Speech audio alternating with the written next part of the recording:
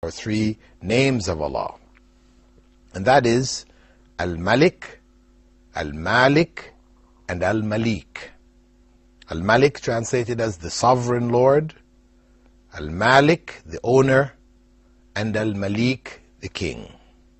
So these are attributes number 4, 5, and 6. In terms of where they're located in the Quran, and that's what we look at first, we didn't look at that in the case of Allah because it's mentioned so many times in the Quran. It's, the number is huge. We said it was some 2,602 times. So that's, you can hardly find a page of the Quran where it's not present. Whereas Ar-Rahman, Ar-Rahim, we looked at how many times they were used, and they were fairly frequently. Ar-Rahim was 114 times, Ar-Rahman 57 times. Now we're coming down to the names less frequently used. Al-Malik is mentioned 5 times in the Quran. Among those times, that mentioned in Surah Taha, verse 114, فَتَعَالَى اللَّهُ الْمَلِكُ الْحَقِّ. High exalted above all is Allah, the sovereign Lord, the truth. In the case of Al-Malik, it is mentioned only twice in the Quran. In Surah Al-Fatiha, we know Maliki Yawmiddin, and also in Surah Ali Imran, where Allah says, قُلِ اللَّهُمَّ مَالِكَ الْمُلْكِ. Say, O Allah, owner of the dominion. And in the case of Malik, we can find it mentioned only once in the Quran. إِنَّ الْمُتَّقِينَ فِي جَنَّاتٍ وَنَهَرٍ فِي مَقْعَدِ صِدْقٍ عِنْدَ مَلِيكٍ مُقْتَدِرٍ. Indeed, the pious will live among gardens and rivers firmly established in the favor of the king.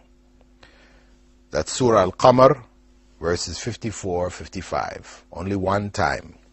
Now, the origin of these names of Allah, Malik, and Malik, is from mulk. Mulk, milk, or malk. All of these are roots.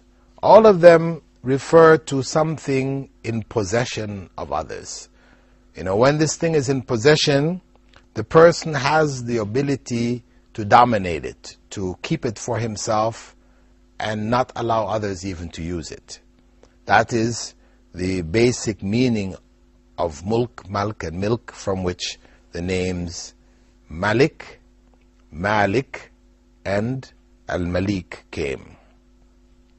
Relative to Allah subhanahu wa ta'ala, if we say that Malik, the sovereign Lord, is one able to execute his command in his dominion, as opposed to Malik, who may possess something, but may not be able to enforce his commands in it.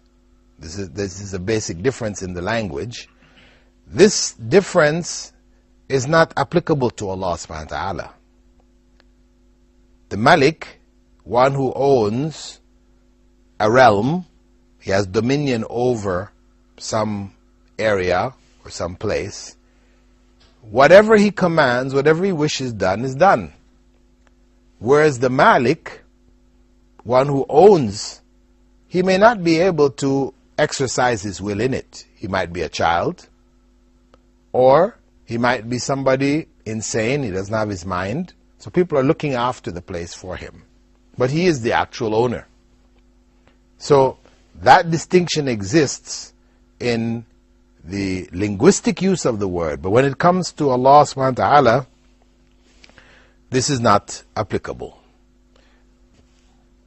In the case of Malik and Malik, we can say that Malik is the more general term, Malik is a more specific term. But in terms of Allah subhanahu wa ta'ala, we have to say that Malik is the personal description of Allah subhanahu wa ta'ala, whereas Malik describes his act. Just as Rahman, Ar-Rahman, was the personal description of Allah, and Ar-Rahim was the description of his act of being mercy.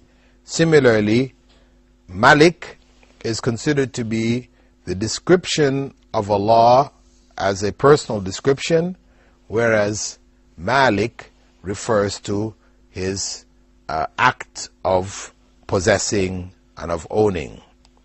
As Allah said in Surah Ash-Shura, verse 49, لِلَّهِ مُلْكُ السَّمَاوَاتِ وَالْأَرْضِ يَخْلُقُ مَا يَشَاءُ. So Allah speaks of the dominion over the heavens and the earth belong only to Allah, who creates whatever He wishes. So relative to Allah in terms of dominion, He not only owns it, but He is free to do in it as He wills. None can stop Him.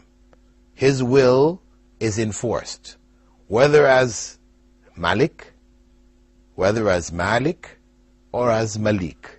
In all of these names, all of these, the nuances that exist linguistically don't affect the reality with regards to Allah subhanahu wa ta'ala, where the whole dominion is His. He possesses everything that He has created. And nothing takes place in His dominion which is against His will.